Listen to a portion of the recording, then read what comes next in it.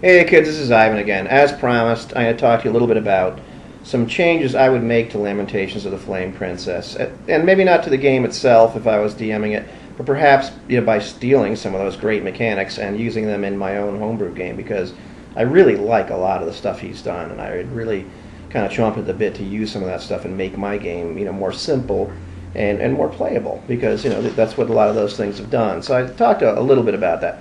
The encumbrance system is awesome. The one issue I have with it is I like the idea that strength would affect encumbrance, but there's an easy fix for that sort of thing. Every single encumbrance point in that game, has 5 items per slot. Outside of armor or something like that. So why don't you just have the strength modifier affect the number of items you can carry? So if you've got a +1 from a 13 strength, well, now you can carry 6 items, per encumbrance point. If you've got a -2 because you have a 4 strength, well, now you can only carry 3, items per point. And so that's a really easy fix, and it's kind of realistic. As far as the armors themselves go, he's got the 3 standard kinds of armor. Leather is +2, and chain is +4, and plate is +6. But I kind of miss the intermediate forms of armor. So just for the sake of argument, I have an armor called Scale, which is leather with stuff on it, whatever you want to call it. And so that's +3. And now, what do you do about the encumbrance? Well, let's say it takes half an encumbrance point off the next point. Maybe 3 items are just half, and if you have to divide an item in half, then you can say, well, you can carry a really small item in that slot, and that's it. And ditto for in between chain and plate, you can have something called banded, which is chain with stuff on it, and that's +5. And once again, it goes up to the next point, encumbrance point, and takes half those items away. And I don't see that as being really hard to implement. As far as what he's done with shields, it's great. I wouldn't change a thing, because I don't think I mentioned it before, but shields are +1 versus melee, and they're +2 versus missiles, because you have more time. And I kind of like that 5, so I wouldn't change that at all. As far as some of the thief skills aren't really thief skills or specialist skills. The open doors thing, I wouldn't allow thieves to add pips to that, like I said before. I change it a little bit and make it a little bit more like the old advanced or basic D&D thing, where everybody has a 2 in 6 chance to open one of these really heavy doors, and you modify it again by strength. And then if you have a -2, so those chances are gone. Well, now you have a 1 in 12 chance. And say if you're really gimping, you have a 3 strength, you have a -3. Let's ignore the fact that you have no business being out, and say, okay, well, you have to have 1 in 12 chance, but then you have to roll a 1 again on another 12, so you almost have no chance. But you have some chance, because I like the idea that people have a little bit of a chance. And I wouldn't, on languages, once again, I wouldn't, use thief pips, like I said, and just keep it standard the way it is, where you have a chance to know a language if you encounter it, so you can fill up your language slots that way. As far as attack bonus and armor class goes, like I said, I don't know why he uses 12 and gives everybody a +1 to start out with. Why doesn't he just use 11 and give everybody, a 0? And the idea being that that equals a 9 armor class in the old basic. If you use the descending AC, that was common back then. So the other thing I was thinking of was gosh, I like what he's done with fighters, and that they're the only ones that can increase an armor class, so they're super relevant. But I like the idea that the other classes can increase somewhat in their attack bonus over time, as opposed to just a fighter. But I want to kind of keep that same feel and make it less of a ratio than it is in something like AD&D or basic D&D. So I ran some numbers, and these were very generous, just as a test. And so first thing I did was I said, well, fighters have a +1, and everybody, the cleric and the specialist have a 0. And the magic user has a -1. Oh, look, I got a message. That's great. And then, so it's a little different, but once again, I've changed the armor class. But then, the fighter goes up by 1 every single level. And let's do 1E just for the sake of this argument. So he goes all the way up to +17 at 16th level. Of course, you can cut it off at +10 or whatever you want to do. But just let's see how this played out, and made a little Excel graph bait, weighted by XP and when the class is all level and all that sort of stuff. So I let the cleric increase in attack bonus from 0 to +1 at 2, and then every even level he went up until he was +10 at 20.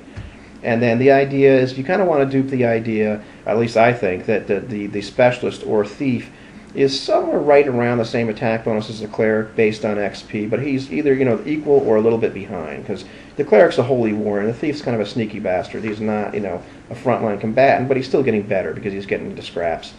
And so with him, I had to start him out at level 3, and then 5, 7, 9, 11, 13, have another 3-level jump at 16 because he was going to leapfrog the cleric, and then go 18 and 20, and so we ended up with a plus 9 at 20th level. And the magic user's totally gimping, we're like, every, 4 levels, so I let him have it like 4, 8, 16, 20. So you end up with a plus 4 from a negative 1. Keeps him stupid gimpy the entire time. And with the cleric and the specialist, they're about halfway from the fighter, which is a lot. There's a lot bigger gap than it is in the other standard older games. Of course, if you think that's too generous, you can make the cleric every 3 levels or whatever, and just kind of look at the XP and have the thief, be behind him. And I'm still not, sold that's as high I want them to get, because I really like the idea that the fighter is the combatant, and you make him relevant. I like that kind of thing. As far as saves go, one thing I've done with all the games is make the saves progressive. So if you have a save that, gets better from a 15 to a 12 in 3 or 5 levels or 2 levels, instead of having that big jump all of a sudden, you give them 5% increments. You give them, +1 increments whenever you can in terms of the save. And I've also, just looking at the way the saves, play out, they're a little bit more like basic D&D, where everybody starts out a little different, and then they all kind of gravitate towards the same sort of save over time. And I like the first edition motif, so I actually plugged the first edition save numbers into the Lamentations of the Flame Princess XP tables, and they came out close to what they normally are, and that differentiates things because, some classes start out, like magic users start better against poison and paralysis than fighters, but they don't increase all that much, and fighters go from being really crappy to really, really good because they're just tougher people, and I like that idea. I like the idea that the magic user is better versus magic or spells than the cleric is, because in Lamentations, the cleric is actually better at that sort of stuff. And I like using the ability score modifiers for all those things from like Castles and Crusades, so you kind of divide the saves up into all kinds of weird subcategories that you can modify by those things. As far as specialist skills or thief skills, this was the biggest change I really looked at. I love the elegance of the D6 system. The only problem I had with it was that it's really not, you really can't modify that based on ability scores, like relevant ability scores, like dexterity or say strength for climbing or something like that, because the percentage points are too high. A D6 pip is worth 16 2/3%. If you even like cut it in half and went to D12, those are 8 1/3%. And so I didn't want to use percentage points like in a normal like first edition or basic game because they're really cumbersome, in terms of like, we've all sat down and tried to make our thief and it takes 10 minutes. You're considering his race and his dexterity. It's like, well, what the heck are his scores? So I don't like the D20 system that much, but I think, the D20 die is a good die to use because it gives you nice 5% increments. And so instead of saying, I have a +8 in stealth or something like that, everybody starts out with, say, a 3 in 20 chance or a 4 in 20 chance, 15 to 20% chance, which is close to that 16 2/3% chance one D6 pip would give you. And then if you've got, relevant things like, if something like sleight of hand or stealth would be modified by dexterity, climbing would be strength, tinkering, that could be either dexterity or intelligence. I'm thinking, the average of those things, because you need to be smart to do that kind of stuff too, not just dexterous and nimble-fingered. Something like search, I never really liked the idea that wisdom was what affected that in like 3, because I'm thinking smart people should be able to know stuff too. So I'm toying around with the idea of just having the higher modifier prevail. But if you've got high intelligence and you notice something, I say, well, you notice this. And if you have a high wisdom, it's like, you notice something isn't right or something is kind of strange here. I like that because it makes the game a little fun. And, it's good for some comedy, if nothing else. So I like that idea. And bushcraft and architecture, you can probably say, are modified by intelligence. You can make arguments for other things and use whatever the heck you want, but that's what I'd use. And then now, how do you get the thief to increase? Well, every level in Lamentations, the thief gets 2 D6 pips to assign wherever he wants, and that is equal to like 33 1/3 percentage points, which is really close to the 30 percentage points that you'd find in second edition that you get to apply wherever you'd like. And well, what about the backstab? The backstab, if you decide to make the backstab, like it's worth 1 D6 pip in Lamentations, well, that's 16 2/3%. If you add up 4 levels, you decide that it's going to be 4 pips. Well, that's in the Lamentations, well, that's 13 1/3%. It's really close. Those extra percentage points this guy's getting would equal or just about equal somebody getting an extra backstab like every 4 levels, which it's not automatic in Lamentations. So what do we do with something like this? And I'm looking at various numbers. I'm thinking, okay, well, if everybody starts out like a 3 in 20 chance, maybe you give the specialist or thief 16 pips that he can just throw around. He puts 4 in sneak attack, so he gets that times 2 multiplier, and maybe he gets to put like 3 points in a couple skills and 2 points in another couple skills that are like the basic 6 thief skills or 5 thief skills that I was talking about before. And then you can put some other things like architecture and bushcraft if you want to. And like, what do you do with the free skills? Well, I'd really think that something like read languages, the old thief skill that kind of shows up over time. Well, let's say like it starts out with nothing. He's got to put some stuff into it. And this isn't the same as languages where he knows a language. This is where he can piece together some stuff and some writing. And the other thing, like read magic and using magic items. Once again, you start out with nothing, and he can put some pips in that and have a chance of being able to use something, and if it doesn't work really well, then he's going to blow himself up, and that's comical too. And so like let's give him like 7 or 8 pips every level. He gets to put wherever he wants to after first level. And the other thing you can do, and I don't want to dupe 3.5, is the idea that maybe you can give other classes 1 or 2 pips that they can just use to increase just a little bit in some other skills. And I don't think there's anything wrong with that. If you don't like that, don't use it. But the idea that a fighter might want to increase his search ability just a little bit, or a magic user might want to increase his stealth, I don't think that's going to be game breaking. Once again, if you don't like it, don't use it. But that's kind of some stuff that I'd mess around with. Some other stuff I do for fighters is I like 2-weapon fighting. I like the old -2, -4 because still it's not the best thing in the world. But let's say fighters can do that, nobody else can, or if they try to do it, they're -2 worse, and now they're -4, -6. And maybe somebody like a specialist, it would cost him something like 4 or 6, 8 pips to get to the point where he's like the fighter. And so maybe he gets another +1, so he's -3, -5. He's going to sink a bunch more pips in there to finally get to be a standard 2-weapon fighter. And maybe he wants to do that. Maybe he has a high dexterity, but he can't do that right off the bat because he's not a combat guy. He's got to learn how to do that, and so he's got to sacrifice other skills in order to increase in that. Excuse me. I also like the idea of allowing fighters to specialize in weapons sooner or later, and just simple stuff where it's +1 to hit and damage or something like that. Maybe +1 to parry. Maybe +1 to armor class, like the old BCMI type stuff, and maybe +1 to disarming and all that kind of stuff you can do with that sort of weapon.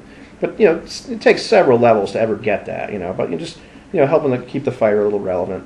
I would definitely change the hit dice. I did some things. I like the idea of having thieves having or specialists having D6 and clerics having D8 because they're more frontline combatants to a certain extent. They're holy warriors. And fighters having D10. I ran the whole thing, and it doesn't really break the game in terms of where the ends up on the graphs. I do love the fact that the magic user starts out with a D6, so at least he's kind of like a normal guy when he starts. But then he just doesn't increase in hit points all that much because he's not really that great at combat or learning how to do combat. As far as initiative goes, they use standard like party initiative. I like the idea of something like Dark Dungeons or whatever, where you use an individual initiative and you get to use your dexterity every time. You got to state what your actions are and then go. And in addition to dexterity affecting that, there's some other things that I've messed around with in my game affecting that. And that would be things like if you have a D4 weapon, maybe you get +1 to initiative. If you have a D6, doesn't do anything. If you have a D8, it's -1 to your initiative. If you have a D10, like a great weapon, it's -2 because these are big, heavy, honking weapons. And say if you have a 12 move, this is standard, AD&D stuff, you get a +1 to your initiative and reactions. And 9 is 0, 6 is -1, and a 3 is -2 because you're really slowed down. And everybody gets to roll their own die, and after they state their actions, like, okay, well, here's where I am. And, it might slow combat down a little bit. I'm going to play around with that, but I like that thing. As far as magic failure, there's nothing in Lamentations that says clerics can free cast. I like the idea of letting clerics free cast, but I like the idea that maybe the chance of spell failure would be 10% per level. That it's just going to not work really good. And maybe their wisdom modifier, if they have a positive wisdom, that would negate it by 5% per plus. And then something like thief skills. If the thief is encumbered in more than slightly encumbered in Lamentations, they can't do any of them. And I'm like, well, that's a little draconian, but like it'd be kind of cool, and kind of like the old armor penalties in second edition. Or maybe like every encumbrance point over that slightly encumbered, is like, -10 or 20%. So it's -2 or -4 pips, or even worse, per point. to his ability to actually perform those skills. So it could be a lot more. It could be like 6 or 8 pips. You want to try that? Great. You don't have a lot of chance. As far as magic users being more than slightly encumbered, or trying to do other things like swap spells, or try to feed cast a spell, some stuff I've talked about in the past. The idea, once again, it's going to cost you. It's going to be 10 or 20% chance of failure per spell level to do something like that. And how does spell failure work? And I always like the idea that you roll a d6, and 1 or 2 is it fizzles out. 3 to 4 something funny happens. You get to make something up. Maybe 5 is like reverse effect, and 6 is catastrophic, where they take some ridiculous 3d8 damage or whatever. And little funny stuff like that.